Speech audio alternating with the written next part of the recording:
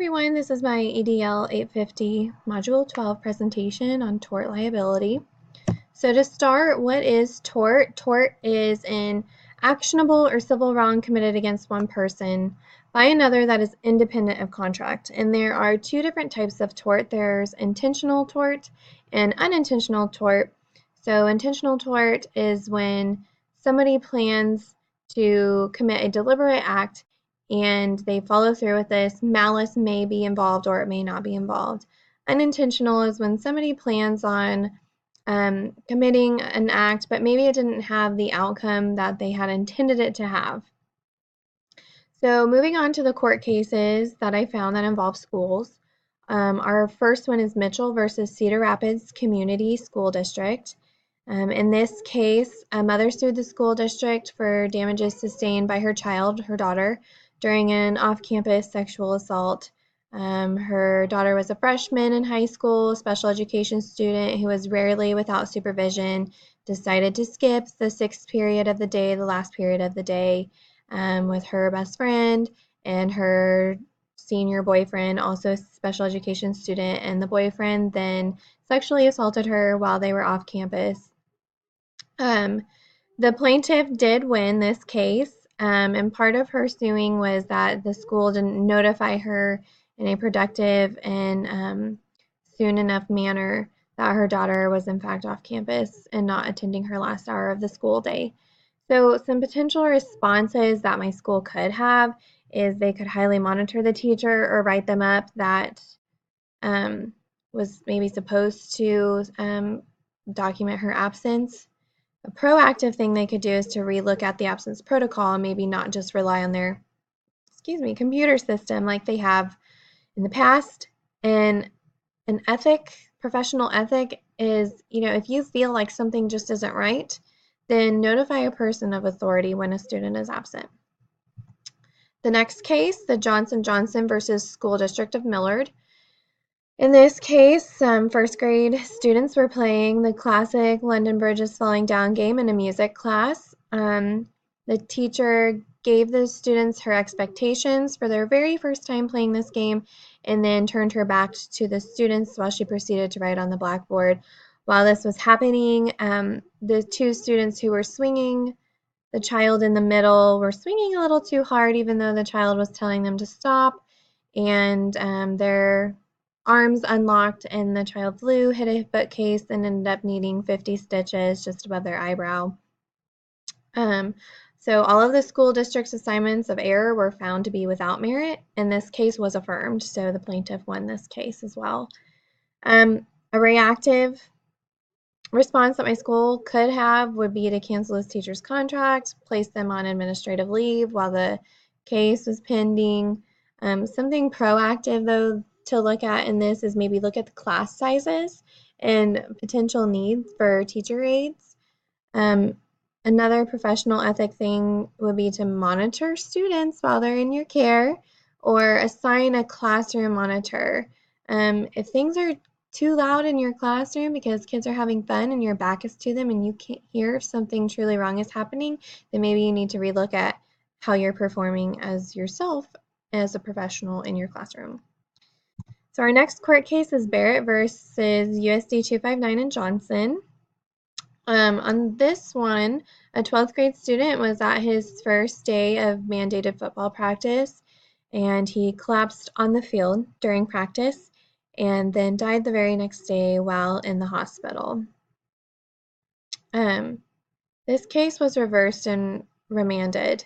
When I was reading through this case, really Coach Johnson had taken all of the measures that he had been trained in to try and prevent this. The student was complaining of being hot. They were letting the student sit out. They were letting him take water breaks as much as he needed. The coaches had just been handed coaches' manuals the day before. They were following what was in there. There's really not much else that he could have done with the knowledge that he had at the time. So again, this case was remanded. Something reactive the school could do would be to dismiss those coaches and make practices optional rather than mandatory. Something proactive to do would be to train coaches more on signs of heat distress and illness and maybe different actions to take other than just letting them sit out and take water breaks. Maybe there's something more they could do. Something ethical to do would be to familiarize staff on those warning signs and update coaches' manuals accordingly. So maybe he needed a cool towel or something like that. So the next case is NM versus Anchorage School District. Um, this was really a pretty sad case. Kindergartner high-fived his classroom teacher goodbye. He was so excited, running to his mom to give her Mother's Day gift, and he tripped and fell on some shrubs that had just been cut, and a sharp branch went through his eye socket and penetrated his brain, causing a lot of damage. The district settled out of court with this case for $4.5 million.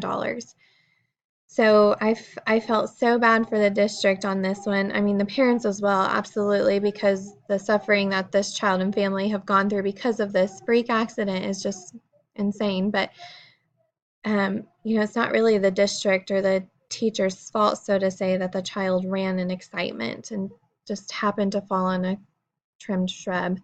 But another part of their suing was the bullying that this child ensued there after his accident.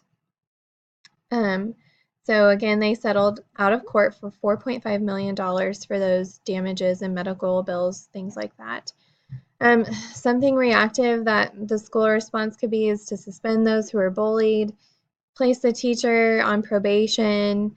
Something proactive, though, is to relook dismissal procedures, maybe put crosswalks in place or put educators on crosswalk duties to try and help prevent the running and things like that. Something ethical that you could do is, maybe this student is typically clumsy and you know that they're excited, so perhaps making the mother come to you and kind of hand off the child that day, or walking that child, if able to, directly to their mother that day could have saved some injuries. The next case is the Munn versus Hotchkiss School. Um, in this case, a student was bit by a tick while on a school trip in China, which resulted in encephalitis. The student is now unable to speak. The student was warned not by the school, but just in general that, these ticks were common and things like that in this area. And it was noted that this student took precautions as far as bug spray or repellent, wearing appropriate clothing, things like that. But they did end up being awarded $41.5 million. Something the school could do as a reactive response is to put this teacher again on administrative leave, or maybe cancel school trips that go, so far away into an environment that we're not comfortable with or haven't grown up in.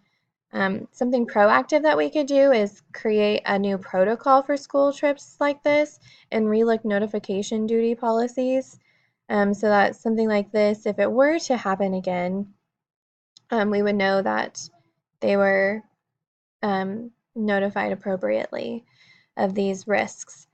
So something professional ethic wise that you could do is to notify parents and students in multiple ways of these potential harms. If it's this extensive of a trip, then chances are that probably not very many kiddos are going on this.